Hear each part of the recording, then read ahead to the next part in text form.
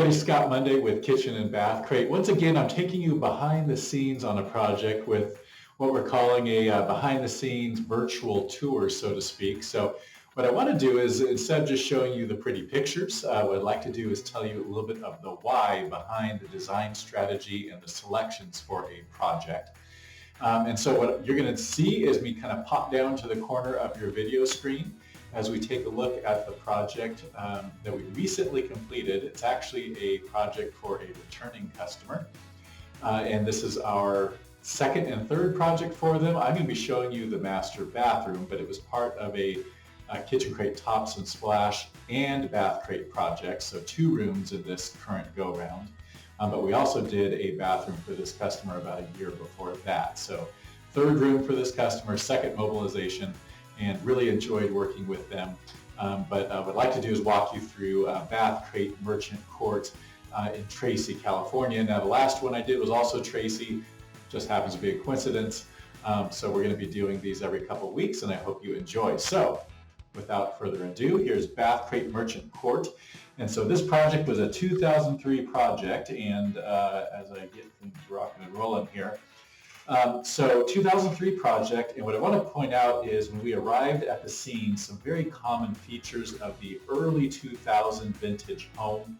What you're going to see is obviously a massive soaking tub that in this case, not only is it a big soaking tub that customers tell us they just don't use very often, that would be a pretty common thing.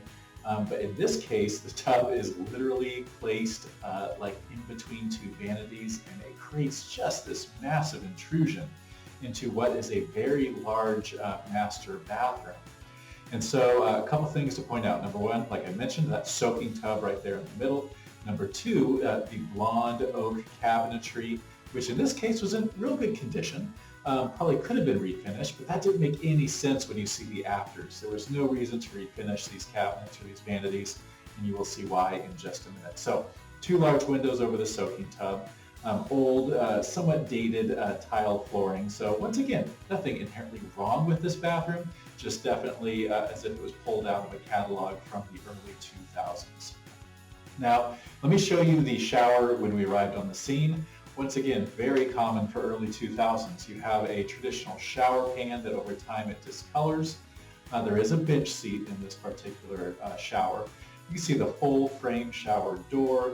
You can also see some discoloration at the intersection between these wall panels, which I'm sure, I don't know this for certain, but I'm almost certain these are acrylic wall panels, very common in the early 2000s.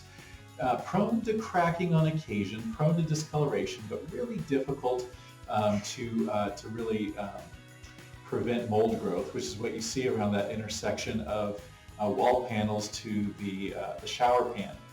That is not a maintenance issue, that is not a cleanliness issue, that is just a flaw, a fatal flaw with showers from this vintage. And so as you can see, this shower needs some attention, right? And as we go in the shower, once again, you'll see those acrylic wall panels, maybe kind of, as I'm looking at it, maybe more Corian, which is sort of a brand name of an acrylic wall panel from the early 2000s. This little tiny soap and shampoo niche that's right there. And as you can see, when you have a niche that's about 6 inches wide, it's going to lead to the need to put, your soaps on the bench, your soaps up on the windowsill. Just really no good storage in the shower area. And as you can see, it's a small shower already, right? We need some storage in here. And so that was a big pain point that we're solving for this customer. So enough of the befores. Let's take a look at side-by-side before and afters. Now, I really love this vanity. This is a custom vanity that we had built for this project. We work with a local cabinet builder that does custom jobs like this, but I think, if I'm not mistaken, this vanity wins the award for the single longest vanity that we've ever produced, even on a custom project. And so this thing is huge. I don't know the exact dimension. I could probably pull that up for you, but this thing I think is somewhere in the 12-foot range, if I'm not mistaken. Really love the way it turned out. So in terms of cabinet design, let me kind of walk you through that. You're going to see this is called a full frame cabinet. Okay, so full overlay cabinet. And what I mean by that is really the big tell is the gaps between the doors and the drawers are very tight. I think they're probably 1/4 inch thereabouts. And so what that creates is kind of this this really nice finish when it comes to your doors and drawers. There's no gaps. It is quite a bit more costly to fabricate the full overlay. But in this case, it really made a lot of sense, and the customer decided to move forward with that type of cabinet design. And so that's kind of what you see there. The paint color on this job is a Sherwin-Williams Link Gray. Definitely like a warm gray. Kind of has a little bit of a slight kind of blue-green tint coming off of it, but if you see it in person, it does show up a little bit more of a gray than you're seeing here in this image, or at least on my screen resolution. And so as you can see, this tub, it goes away. There was no need for it. The customer did not use it, did not want it, and it's placed this really usable custom vanity with pull-out hampers and some other really nice elements. The countertop in this case, which I think I have a better picture of here, it's kind of getting us there. You can see the tub's gone, new vanity in its place. There's a hamper right there in the middle with a really nice pull-out scenario. Just for those that are curious, these pulls are a combination of 6.5 inch and 3 3/4 inch Amarok revolve in matte black. Really like these pulls. And here we go. Here's a little bit better picture of the countertop. So what we have here is we have the Kohler Caxton undermount sink. In fact, I have these in my own home. And then you have the Delta Nikolai widespread faucet in matte black. Widespread really means that you're going to see kind of 3 different individual pieces. The actual faucet itself, and then the hot and the cold valves. Widespread simply means those are spaced about 8 inches apart between these 2 items. You can alter that spacing in a custom format if you want, but 8 inches tends to be the default. So that's kind of the scenario at the sinks. What I really like as well, I want to point out, is a common design trend in the last couple of years is these full height backsplashes at vanities. This backsplash here, which I think is the same as the shower tile, is the Bedrosian's Winter 8x24 in Bianco. So I really like the large format 8x24 backsplash tile. Enjoy that product a ton. And so as you can see, we go from this top mount sink, which means that you can see this lip right here. That's a top mount sink with a widespread chrome faucet and a Cori on top with an integrated 4-inch backsplash with a mirror over the top. That's the before, once again, circa 2003. And now we have undermount sink, much easier to clean around. We have the widespread faucet, a really nice, sleek, modern look. We have the Bedrosian Sequel Quartz in polar white with the full height backsplash, and then the mirrors are mounted on top of that backsplash. In this case, they're either circular or oval. I can't remember. I'll have to pull out to see which one of those two. So just once again, really love the way this vanity turned out. Custom vanity, everything is really nice and well put together on this particular project. So next I want to show you a view with the vanity on the left, and you can see the shower we'll get to in just a minute on the right. But what I want to point out is the floor tile here, which is the Bedrosian's Arrowhead 10x60 in white. Really nice floor. You always want to run your floor running the long direction of your space, and also kind of away from the eye as you walk into the space. Now, of course, sometimes those conflict. You're walking in and this space is running sort of perpendicular to your entrance. In that case, it's really a customer preference, but in this case, we had a really easy decision because when you walk in, you want the floor to be running away from you, and you also want the floor to be running in the long dimension of the bathroom. So those things matched up, made for an easy decision.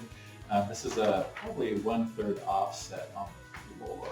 It's actually a random pattern. Okay, so a random pattern on this floor. So there you go. You see the vanity, floor, and the shower. So let's talk a little bit about the shower. Now the shower was constrained on one side. I'm not quite sure what this wall shares here, but this wall obviously shares the master closet. This customer elected not to do full wall modification because there was plenty of room to work to create a beautiful shower. It just came down to how to design it. And so what we see here is this beautiful shower. I'm going to kind of walk you through. We kept the bench, did a really nice long niche back here. Yes, there's the niche. We pulled in kind of a warm gray tile in the background, so much better storage here for this particular customer. We, of course, tiled in the window as well for waterproofing. And then there is a hex floor tile here. There we go. No, the Bedrosian's Materica Grige in a 3-inch hex. And then you can see this disappearing drain right here. And the same tile is located in the middle of this drain as on the perimeter. And that's what they call a disappearing drain. So all you really see when you look down is this channel that the water flows into. That same Bedrosian's large format wall tile, and then a frameless shower door with obviously your hinge side on the left and your fixed panel on the right with a matching towel hook here. And then I really like, there is a shower head in this shower. It's above, you can see the shadow of it right there. But I wanted to point out the Delta kind of matte black fixture set here in the shower. I have a very similar one in my personal home. So it's really nice because you have the wand here on a track that goes up and down. You have a separate shower head above, and then you have your diverter valve and then your hot-cold on-off valve right here. So really nice configuration at this shower.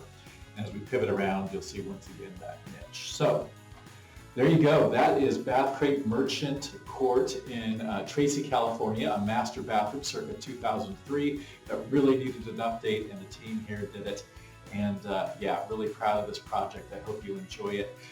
So if you have any questions about this job, please throw them in the comments if you're watching this on YouTube, or if you're watching this on one of our social platforms.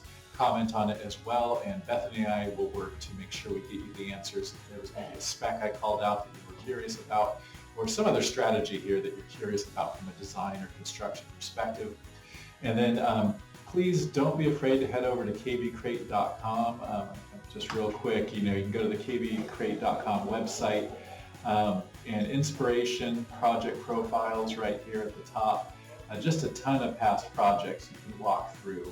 Everything, there's this project right here. You can kind of go back through it and see an assortment of jobs that we've done lately. A lot of them with customer testimonials right below them in the image.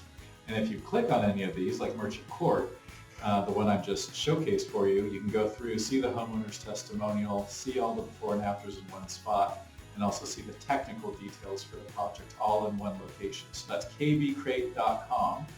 And then at the top, you'll just want to click Inspiration and drop down to Project Profiles. You can also use this budgeting tool that will kind of help you price your project. You can click Kitchen or Bathroom, click Bathroom, and then it walks you through a series of questions that helps you get just a very general budget for your project. So anyway, Scott Monday with Kitchen and kbCRATE. Thanks for watching, and I'll be talking with you soon. All right.